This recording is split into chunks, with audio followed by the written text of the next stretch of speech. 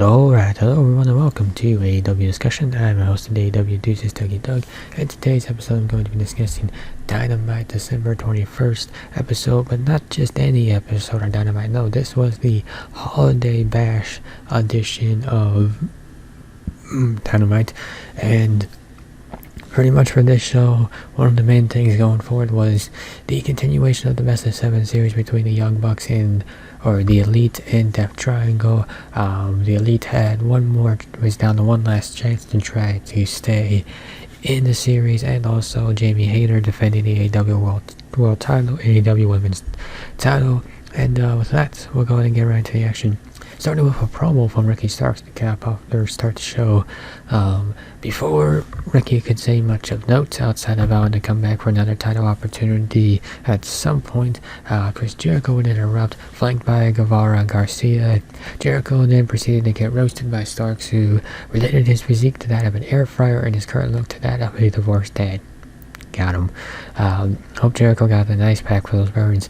After taking some shots at his cohort, Starks found himself attacked by Jake Hager with his purple hat, and when it looked like the Jericho Appreciation Society might subject him to a beatdown, Action Andrade made the save, helped clear the ring, and then stood tall with Starks.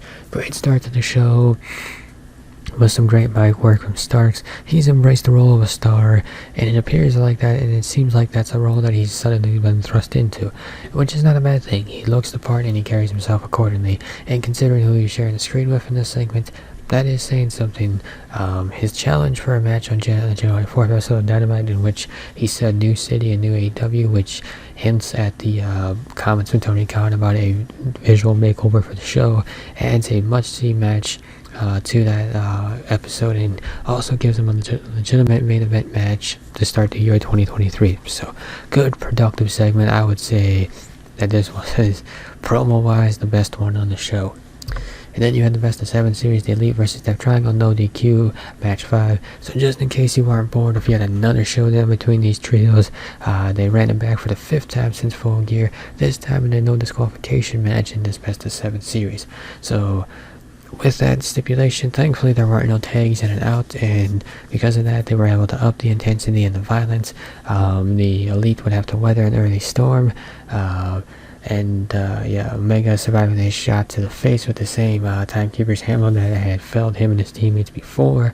And then the Bucks were able to deliver the Meltzer driver for the win. Death Triangle built some heat for themselves with a play beatdown after the match, hyping the 6th match as much as it could be hyped, which is a false count anywhere affair. So don't get me wrong, the matches are good, the talent was great, but the matches have a definitive style, and no matter how much everyone tries to change the little things, they still feel very much the same. I do appreciate adding a stipulation to try to change things up, but ultimately AEW has one problem that they need to correct in 2023, and that is simply knowing when to end a feud. This Best of 7 series is another example of AEW's problem of overcommitting to a feud and not being able to move on. So hopefully everybody in this feud can move on after it's over, and maybe the Elite gets the win in the end, and then everything can progress in a different direction. Regardless of who wins, don't ever do a Best of 7 series ever again. It's a terrible idea. Do a Best of 3. Never do a Best of 7. And then the show concludes with an AEW Women's World Championship match, Jamie Hayter versus Hikaru Shida. And after Hayter controlled the action during the commercial break, Shida would mount a comeback down the stretch, unloading on the champion in the corner and countered her with a missile dropkick, following a vicious brain buster to the floor. Hayter recovered during the break and seized control, nearly defeating Shida with a sliding lariat. Shida fought through it, wiped out an interfering Dr. Britt Baker with a springboard kick. Hayter would then take advantage with a powerbomb for 2, as the crowd started to come alive towards the end, appreciating the great main event playing out before them. The Haterade lariat followed another clothesline, and Hayter had scored a successful title defense. So this was a great match that highlighted the new champ, while reminding the audience of Shida's greatness. Champion and challenger brought a physicality to the match that the women's division AEW could certainly use more of. The crowd bought into the action because they believe in Hayter, and they know Shida's a credible threat. So that's, credit to the people booking in it. It was well done. The result was a dramatic match that could not have gone better for the champion as her first defense of the gold, if I remember hearing that correctly. A post-match segment saw Tony Storm and Saraya rush the ring to fend off Baker, Rebel, and Hayter before standing tall with Sheeta to close out the show.